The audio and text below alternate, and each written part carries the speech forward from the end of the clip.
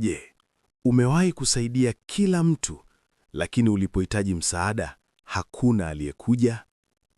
Je, umewahi kutoa muda wako, nguvu zako, moyo wako wote, halafu mwisho wa siku ukahisi tupu?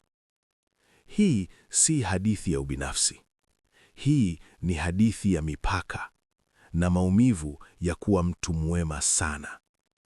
Katika kijiji kidogo kilichozungukwa na mashamba ya kijani, aliishi kijana aliyeitwa Baraka.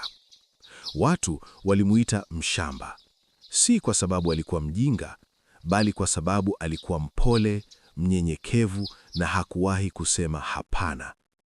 Kabla ya jua kuchomoza, tayari alikuwa kazini, akimsaidia jirani kulima, akimsaidia mzee kubeba maji, akimsaidia mama mjane kurekebisha paa. Kila mtu alimuhitaji, na kila mtu alijua kitu kimoja: Baraka hatasema hapana. Alijiamini moyoni mwake, nikiwa mwema kwa wote, wataniheshimu. Lakini heshima haikuwahi kuja. Walimsifu kwa maneno, wewe ni mtu wa moyo safi, bila wewe hatuwezi. Lakini siku alipokuwa amechoka, hakuna aliyeona. Siku mikono yake ilitetemeka, hakuna aliyesimama. Siku mgongo wake uliuma, waliomba zaidi. Siku moja, jua lilikuwa kali sana. Baraka alianguka chini ya mti, pumzi nzito, mwili umechoka. Jirani akapita. Ukimaliza kupumzika, njoo nisaidie kuvuna. Hakuna aliyeuliza kama yuko sawa. Usiku ule, Baraka hakulala. Alitazama nyota na swali likaanza kukua moyoni mwake. Kwa nini nahisi tupu wakati nawasaidia wote? Siku iliyofuata, rafiki yake alikuja mbio. Tafadhali, njoo nisaidie kusukuma gari. Baraka alitaka kusema hapana, lakini hofu ikaingia moyoni mwake. Watafikiri mimi ni mbaya, wataacha kunipenda. Akasema ndiyo. Walipokuwa katikati ya kazi, nguvu zikamuishia. Rafiki yake akasema kwa sauti ya hasira, mbona umekuwa mzigo sasa? Unanichelewesha. Maneno yale yalichoma moyo wake. Siku chache baadaye, mzee mwenye busara alimkaribia kwa sauti ya utulivu.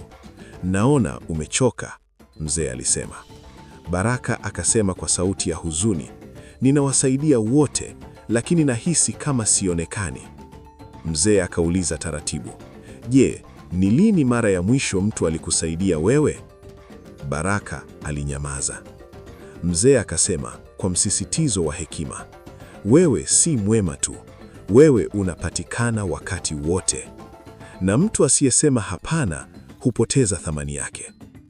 Baraka akauliza kwa wasiwasi, je, niache kusaidia? Mzee akatikisa kichwa. Hapana. Acha kusaidia pale ambapo hakuna heshima. Wema bila mipaka hujigeuza maumivu. Asubuhi iliyofuata, jirani alimwomba abebe mzigo mzito. Baraka akavuta pumzi. Akasema kwa utulivu, leo siwezi.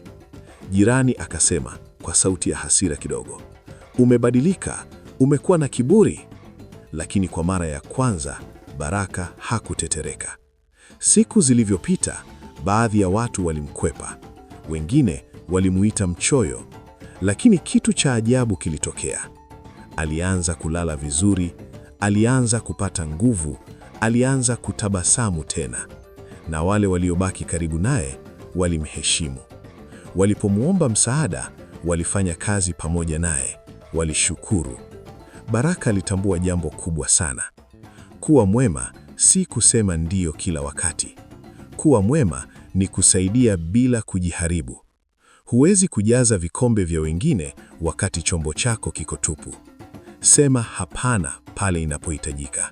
Linda nguvu zako, linda moyo wako, kwa sababu mtu mmoja anayekuheshimu kweli ana thamani kuliko 100 wanaokutumia.